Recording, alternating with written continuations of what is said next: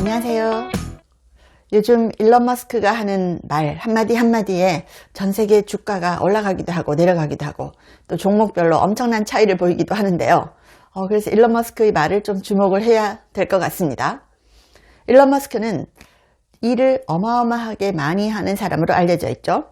일론 머스크가 부자인데도 계속 일을 하는 이유, 본인이 이렇게 얘기를 합니다. 나는 돈은 충분히 벌었다. 그렇죠? 일론 머스크 재산이 우리나라 돈으로 1000조 원이 넘잖아요. 나는 돈은 충분히 벌었다. 자, 돈을 더 벌면 해변에 앉아서 맥주나 마시면서 노후를 즐길 것 같은가? 나에게 그런 삶은 고문이다. 고문이래요. 나는 소비하기 위해서 돈을 버는 게 아니다. 나는 자원봉사자 같은 마음으로 일한다. 나를 움직이는 것은 통장 잔고가 아니다. 이렇게 얘기해요. 아니 이 정도 많으면 진짜 통장 잔고가 뭔 상관이 있겠어요. 진짜 부자는 자기가 정확하게 얼마를 갖고 있는지 모른다고 하더라고요. 통장 잔고, 돈을 벌어들이니까 내가 정확하게 지금 얼마 갖고 있는지 몰라야 부자라고 하는 얘기도 있더라고요. 자, 일론 머스크가 얘기해요. 나는 몰입할 때 살아있다. 나는 어떤 문제에 미친 듯이 몰입해 있을 때 살아있음을 느낀다. 며칠은 쉴 수 있겠지. 하지만 그 이상 아무런 생산적인 일 없이 해변을 바라보고 있다면 나는 아마도 지루해서 미쳐버릴 것이다. 라고 합니다. 인간은 무언가에 몰입할 때 가장 행복하다고 생각한다. 그러면서 창업에 대해서도 이렇게 얘기해요. 창업이라는 것은 유리를 씹어먹는 고통이다. 창업을 꿈꾸는가? 자, 친구가 나에게 이런 말을 했다. 창업은 유리를 씹어먹으며 깊은 10년 어비스를 노려보는 것과 같다. 자, 이 말이 낭만적으로 들린다면 시작해라. 하지만 그게 아니라면 제발 하지 마라. 창업, 그것은 그만큼 고통스럽고 외로운 것이다. 라고 얘기하고요. 2008년 크리스마스 때 일론 머스크가 2008년 크리스마스 때 나는 망했다고 생각했다. 2008년 크리스마스는 내 인생 최악의 날이었다. 로켓은 3번 연속 폭발했다. 테슬라는 돈이 말랐다. 나는 이혼했다. 미국 경제는 박살났다. 투자자들에게 전화를 걸면 욕설이 돌아왔다. 나는 내가 강철 멘탈인 줄 알았지만 그때 처음으로 나도 무너질 수 있구나 라고 느꼈다. 2008년 크리스마스 때 이랬답니다. 그런데도 왜 그렇게 내가 일을 하느냐? 화성 때문이다. 인류를 화성으로 보내고 그곳에 자급자족 가능한 도시를 짓고 싶다. 그것은 천문학적인 돈이 든다. 내가 자산을 모으는 이유는 오직 하나. 인류의 생명을 지구 밖으로 확장하기 위해서다. 그 외에 다른 이유는 없다. 이렇게 얘기를 했습니다. 자, 그리고 일론 머스크가 세금에 대해서도 굉장히 중요한 얘기를 하는데요. 자, 당신은 버는 것에 세금을 내고 사는 것에도 세금을 내고 소유한 것에도 세금을 냅니다. 세금.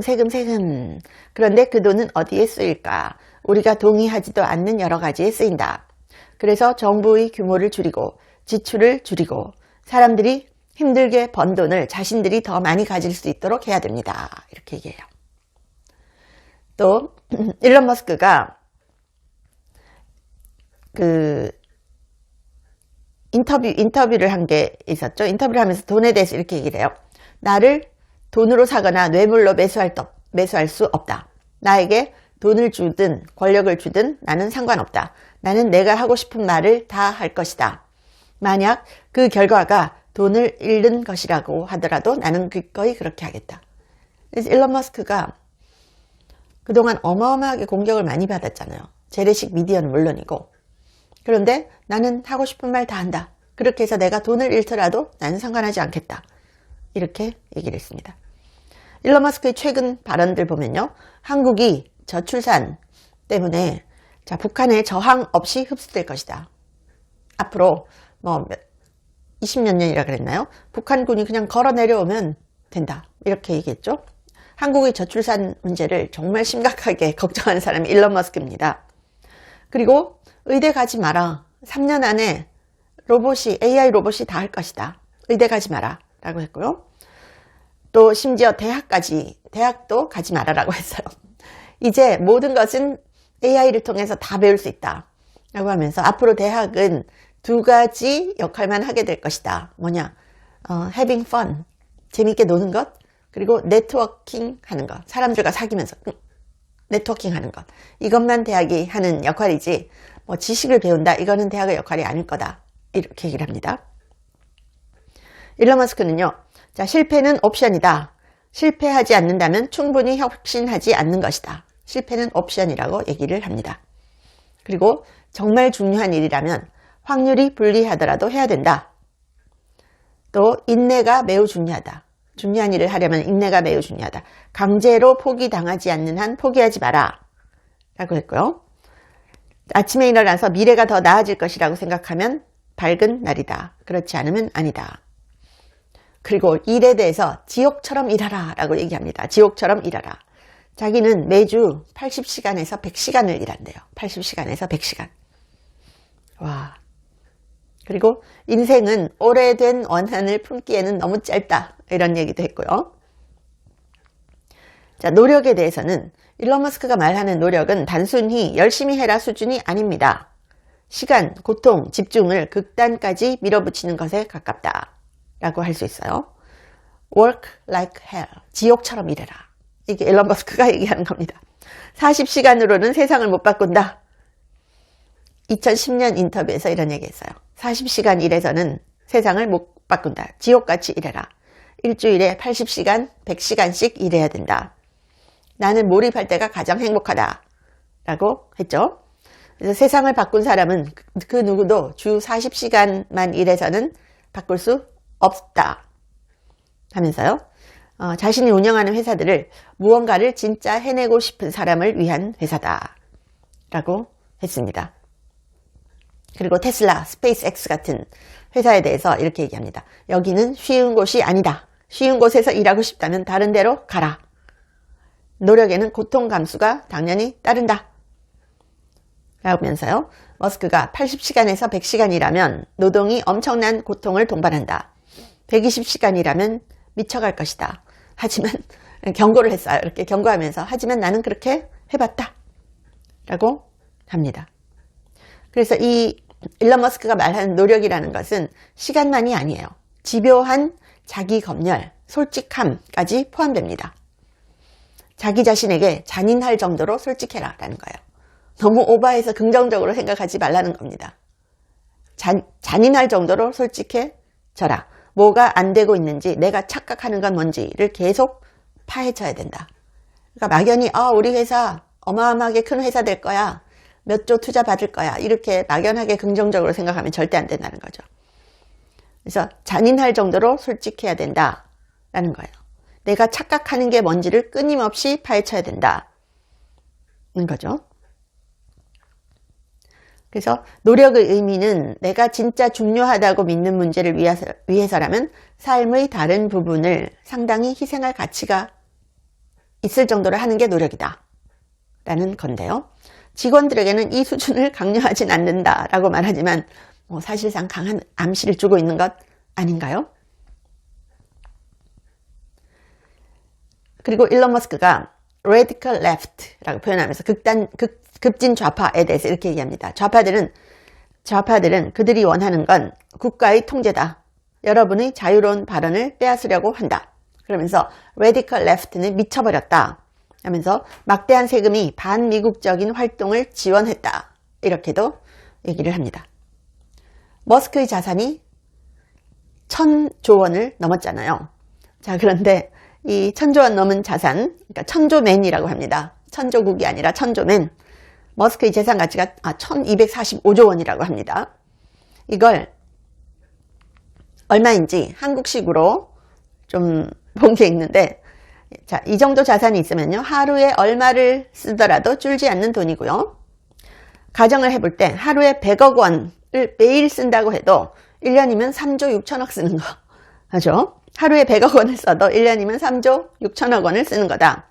일반인에게는 상상조차 어려운 소비지만 이 속도로 수십 년을 써도 일론 머스크의 재산은 바닥나지 않습니다. 오히려 자산 증식 속도가 소비 속도보다 더 빠른 시기도 많습니다. 그래서 일론 머스크의 수준에서 한국 물가로 따졌을 때 이게 뭐 돈이 얼마다 이런 거를 좀 따져보면요. 람보르기니가 일론 머스크에게는 850원 정도래요. 람보르기니 한 대가 일론 머스크에는 850원. 제네시스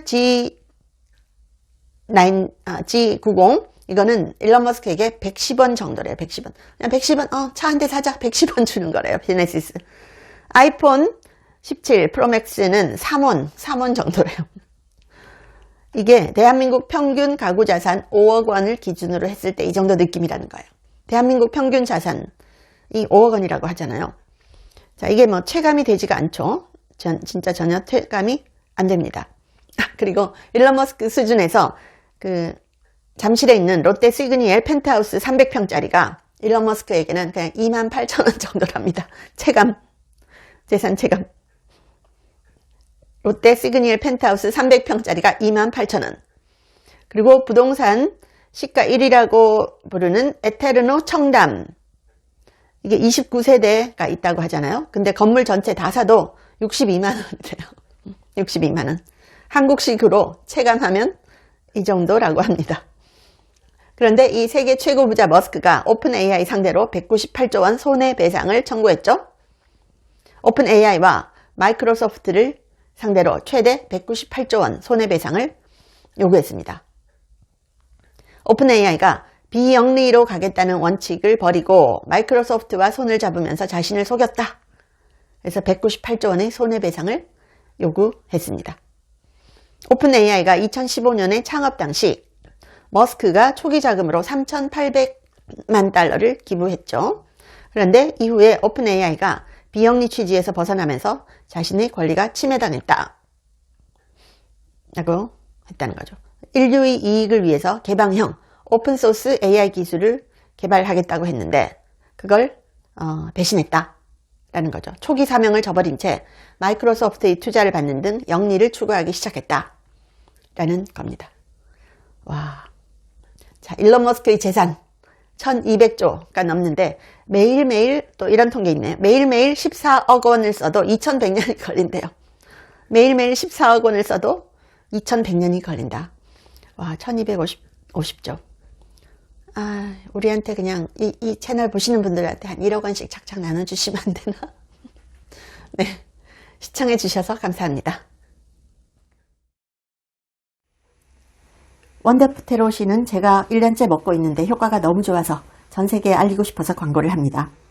두뇌 건강, 노화로 저하된 인지력 개선에 좋고요. 관절 기능에 좋습니다. 그래서 두뇌 건강과 관절 기능을 한꺼번에 케어할 수 있는 그런 제품인데요. 전 세계에 정말 알려졌으면 합니다. 고려대 의과대학 연구진이 개발하고 과학적 설계로 만들었는데요. 세계적 학술지 SCI 등 3곳 이상 논문을 발표를 했고요. 특허도 20여 개 이상 출원을 했습니다. 그래서 제가 유일하게 광고를 하는 제품인데 여러분께서 구매를 하시면 강미은TV 컨텐츠 제작에도 도움이 됩니다.